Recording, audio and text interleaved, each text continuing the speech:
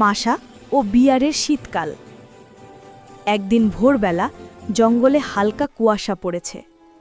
বাতাসে ঠান্ডা হাওয়া, গাছের পাতা ঝরে পড়ছে আস্তে আস্তে। মাশা মোটা উলের কোট পরে দৌড়ে বেরোল।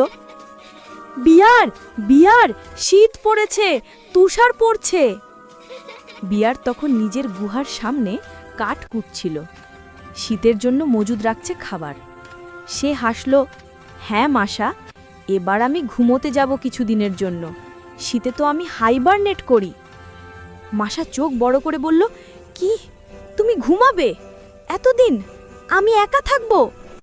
বিয়ার নরম গলায় বলল, শীতকালে ভাল্লুকরা লম্বা ঘুম দেয়, কিন্তু তুমি চাইলে আমি ঘুমানোর আগে তোমার সঙ্গে একটা বরফের খেলা খেলব।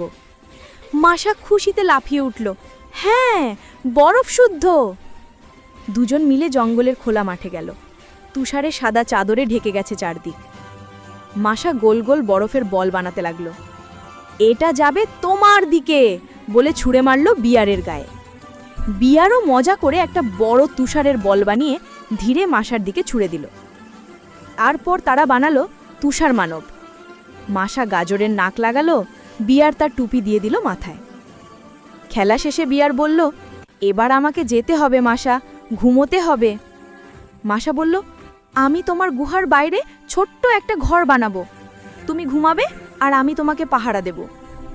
বিয়ার হেসে বলল, তুমি আমার সেরা বন্ধু। তারপর বিয়ার গুহায় ঢুকে গেল, ধীরে ধীরে নাক ডাকতে লাগলো। আর মাশা বাইরে বসে গরম দুধ খেতে খেতে গান গাইল, শীতের রাতে ঘুমোয় ভাল্লুক, মাশা থাকে পাহারায়, বন্ধুত্ব আমাদের চিরদিন থাকবে ভালোবাসায়।